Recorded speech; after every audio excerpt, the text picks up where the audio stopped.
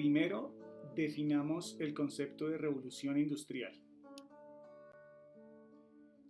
Revolución industrial es el nombre con el que se conoce a una serie de cambios ocurridos en Europa con consecuencias a todo nivel en diversas partes del mundo y que afectaron de modo importante las áreas científica, tecnológica y económica principalmente. También afectó indirectamente a los aspectos sociales, políticos y culturales del mundo. Fue la primera puerta de entrada a la tecnificación en la producción de toda clase de bienes. Ella impactó profundamente no solo en el aspecto tecnológico al facilitar diversos procesos productivos, también en lo social el impacto fue decisivo. El desplazamiento de personas que vivían en el campo a las ciudades, donde se hallaban los grandes centros industriales, con la consiguiente superpoblación y marginalización social que vendría después.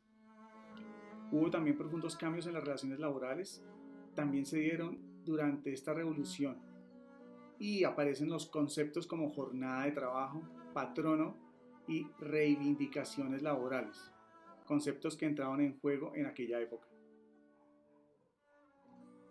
La primera revolución industrial experimentó un debilitamiento a principios del siglo XIX, entre otras cosas debido a los procesos políticos que se estaban dando en América y en Europa, los que ocasionaron a su vez diversos conflictos de índole militar. Pero solo fue eso, un debilitamiento. Los avances en la ciencia ganaron nuevo impulso una vez que los fuertes procesos políticos y militares bajaron en intensidad. Pero no hay que obviar ni pasar por alto que la guerra potencializó también el avance tecnológico en telecomunicaciones, en medios de transporte y en armamento. Sin descartar también el avance de la medicina, muy necesaria dentro del campo de batalla. Durante la segunda mitad del siglo XIX hubo avances científicos notables. Por ejemplo, los avances en el electromagnetismo debido a Faraday o a Maxwell. La generación y empleo de la energía eléctrica se facilitó y se difundió enormemente, permitiendo grandes avances en comunicaciones como el telégrafo, que luego daría paso al teléfono. Otros avances vendrían por el lado de la química, que permitiría la confección de nuevos materiales que se aplicarían en las construcciones, vías de transporte y vehículos. También permitió el descubrimiento y puesta a punto de nuevas fuentes de energía, como los combustibles fósiles, que reemplazarían en gran medida al carbón. Los vehículos autopropulsados experimentaron un impulso sin precedentes, al quedar en el pasado las máquinas de vapor, mucho más lentas. La evolución que ocurrió en todos los campos de las comunicaciones mejoró notablemente el comercio a todo nivel, en especial el comercio internacional, dando lugar a un fenómeno de intercambios comerciales y migraciones que llegó a conocerse como la primera globalización.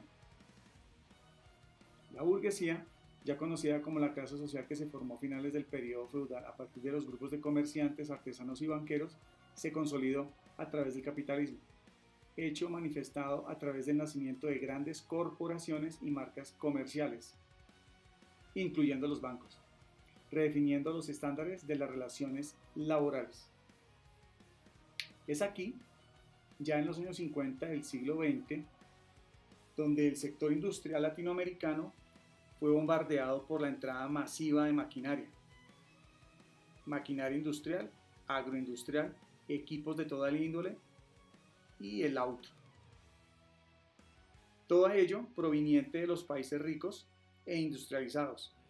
Esto debido a la gran medida a la velocidad de la innovación tecnológica que los caracterizaba.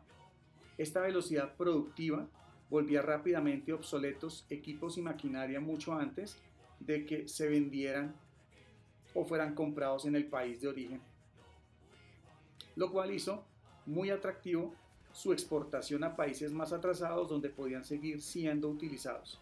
Además, dicha importación de maquinaria se hizo con impuestos muy bajos o nulos y con la imposición de cuotas de importación o cantidad fija de unidades, mensualmente, semestralmente o anualmente. que debían ser importadas y compradas a los países industrializados con precios protegidos y garantizados por los estados clientes. Así las empresas extranjeras tenían la garantía de unidades vendidas, precios y ganancias protegidas y la obtención de mercados cautivos, 100% dependientes. ¿Qué pasó con esto? Que se generaron dos problemas básicamente. Primero, por la brusca introducción de innovaciones en un sector industrial latinoamericano poco desarrollado, se creó entonces una heterogeneidad tecnológica en sectores donde se dirigió la inversión extranjera: el sector de bienes de consumo suntuario o lujoso y el sector de bienes de capital, especialmente maquinarias de toda índole. Esto logró que las ganancias no llegaran a los trabajadores, sino se quedaran en el bolsillo de los industriales con el argumento de un aumento en los costos de producción.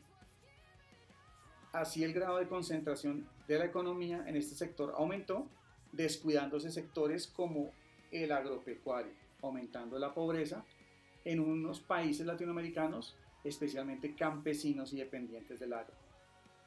Segundo problema, hubo una saturación del mercado nacional latinoamericano por exceso en la cantidad de maquinaria adquirida en el extranjero. Esto evitó que se reinvirtieran las ganancias de estas ventas logradas y estas se destinaron entonces a los países de origen. Se exportó este capital a los países que habían fabricado esta maquinaria. Así toda la carga prestacional de los empleados fue asumida por el Estado, pensiones, cesantías, etc. Esto causó una menor inversión social y en investigación, incluida la educación, lo que produjo una caída de la tasa de crecimiento económico que hace imposible que Latinoamérica deje de vender materia prima y venda productos más elaborados y mejor pagados a nivel internacional, como las manufacturas, equipos, maquinaria, etc. Para terminar, Latinoamérica entra en crisis y se ve obligada a dejar entrar dinero, capital extranjero, lo que perpetúa su condición de dependencia económica y de pobreza. Así Latinoamérica renuncia a ejercer el control soberano sobre sus recursos naturales y las multinacionales se adueñan de estos y del mercado, primero nacional, regional, luego continental e internacional. Así se hace posible y llega lo que hoy se conoce como la globalización, que será un tema para tratar en un siguiente video. Muchas gracias.